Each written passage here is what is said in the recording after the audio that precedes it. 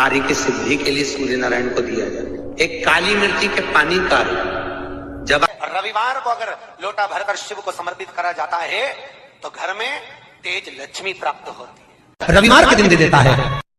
शिव पंचायत में गुड़, चावल, लाल फूल और लाल मिर्ची के 11 दाने पानी के कलश में तांबे के लोटे में लेकर हाथ को ऊंचा कर नेत्र, नासिका, वक्षस्थल के सम्मुख में जो सूर्य नारायण को अर्घ देता है, जल चढ़ाता है, पर जो सूर्य को अर्घ रविवार के दिन दे देता है, अगले रविवार तक पैसे की आवक आना प्रारंभ हो जाती है।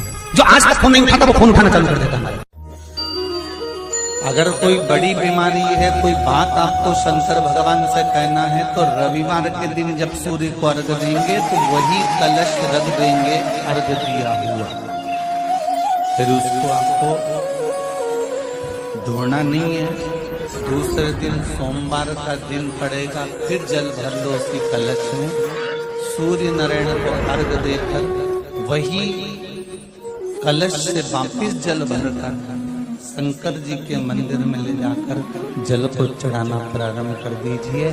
आपको स्वयं बड़ी रोग, बड़ी बीमारी में भी आराम लगना प्रारंभ हो जाएगा। आप कहो रविवार को अगर लोटा भरकर शिव को समर्पित करा जाता है तो घर में तेज लक्ष्मी प्राप्त होती है। सोमवार के दिन भगवान शंकर को अगर जल चढ़ाया जाता है तो हमारे घर में शीतलता का अनुभव होता है। मंगलवार को अगर शिव जी के मंदिर में, शंकर के मंदिर में जाकर 1 लोटा पानी चढ़ाया जाता है तो हमारे कार्य में उन्नति होती है। बुधवार के दिन अगर शंकर पर 1 लोटा पानी चढ़ाया जाता है तो जिन लड़कियों का विवाह नहीं हो रहा, जिन बच्चों का विवाह नहीं हो रहा, उन बच्चों के भी विवाह हो जाते हैं हमारा। गुरुवार के दिन अगर शिव जी के मंदिर में पानी चढ़ाया जाए, जल चढ़ाया जाए तो घर में विद्वत्ता का अनुभव होता है हमारा, बच्चे पढ़ने में प्रखर होते हैं हमारा।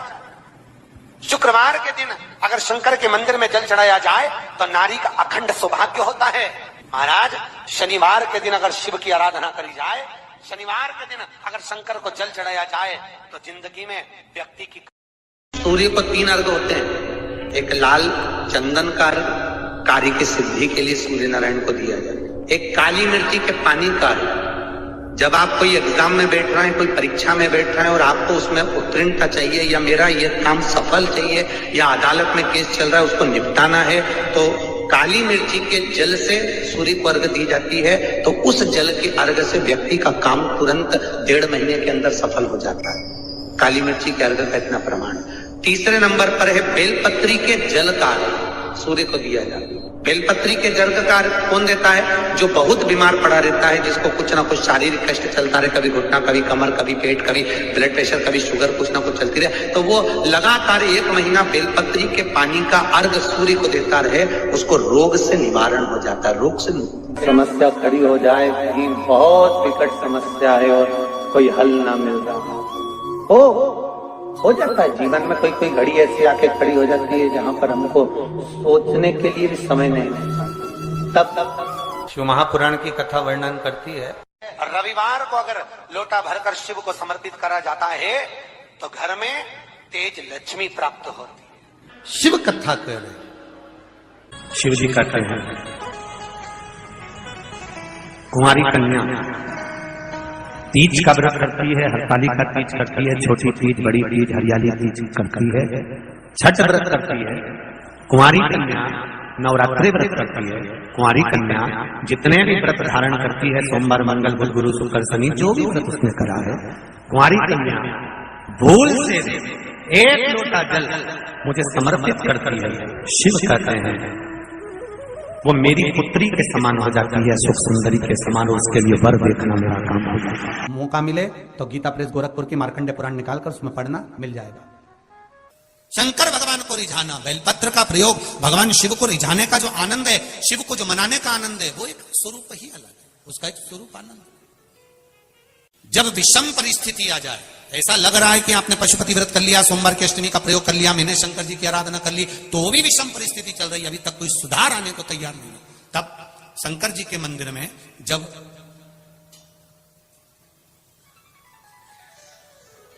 बेलपत्र चढ़ाने के लिए आप जाएं, तब प्रयास करिएगा कि बेलपत्र को, अशोक सुंदरी का स्थान सबको मालूम है ना?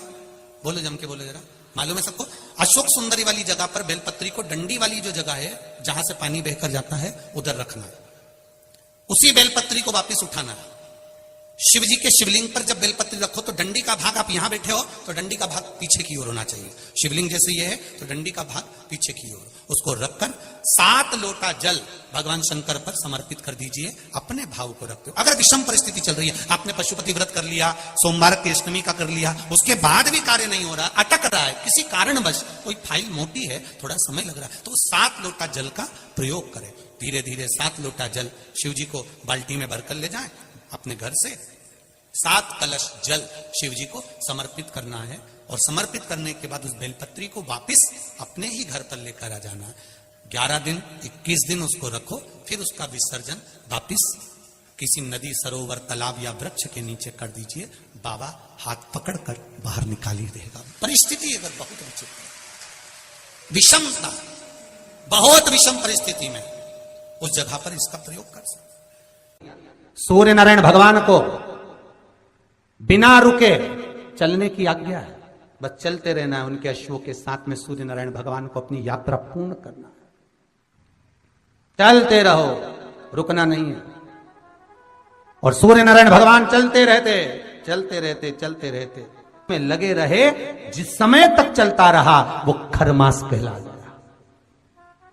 फिर वापिस घोड़े आ गए, गधों को निकाल दिया गया और रथ फिर आगे बढ़ गया।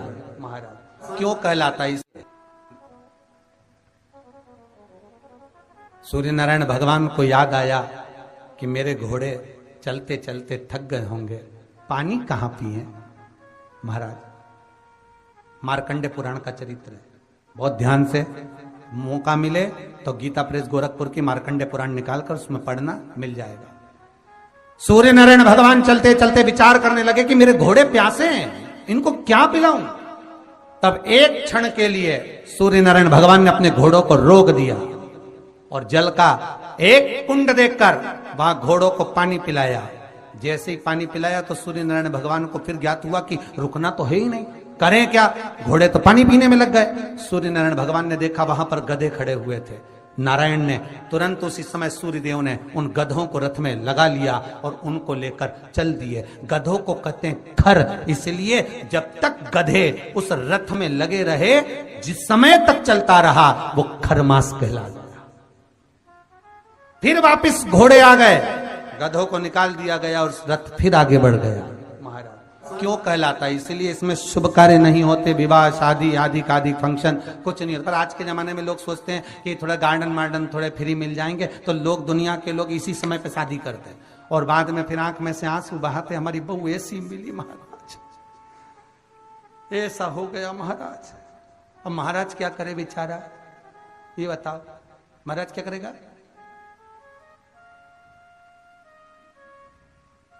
थोड़ा सोच समझकर कार्य करिए कि हम जो शुभ कार्य कर रहे हैं, अच्छा काम कर रहे हैं, वो किस समय पर करना चाहिए। हाँ, भजन करो, कीर्तन करो, संकीर्तन करो, कथा करवाओ, नाम जाप करो, स्मरण करो, खूब अनुष्ठान करो, तुम भगवत नाम का जाप करो। ये तो तुम कभी भी कर सकते हो, जीवन पर्यांत में कभी भी, क्योंकि मृत्यु का कोई भरोसा नहीं है, इसलिए भजन का भी भरोसा नहीं। करते रहो, कभी भी आ जाए तो ठिकाना किसका, ना जाने कब फोटो टंग जाए, इसलिए भजन में पीछे मत।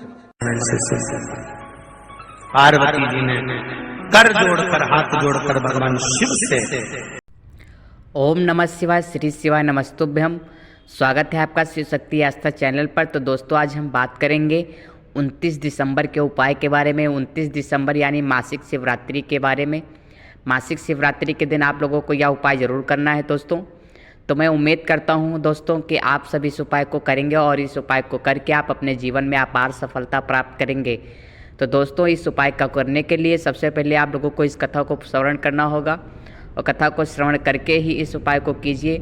दोस्तों बीच में पूज्य गुरु पंडित प्रदीप मिश्रा जी ने बहुत ही सरल उपाय को बताया है, तो दोस्तों इस उपाय को करके ही आप इस उपाय को कीजिए। तो दोस्तों मैं उम्मीद करता हूँ मेरे चैनल पर आप लोगों को ये वीडियो बहुत ही पसंद आती होंगी। तो दोस्तों मेरे चैनल को ज़्यादा से ज़्यादा शेयर कीजिएगा, लाइक कीजिएगा, सब्सक्राइब कीजिएगा, ताकि मेरे चैनल पर आप लोगों को ऐसी वीडियो हमेशा मिलती रहें, देखते रहें। तो दोस्तों मैं आप लोगों के लिए हमेशा नए नए वीडियो, नए नए उपाय, पूज्य गुरु पंडित प्रदीप मिश्रा द्वारा भेजे गए उपाय आप लोगों तक पहुंचाता रहूँगा। तो दोस्तों मेरे चैनल को लाइक शेयर जरूर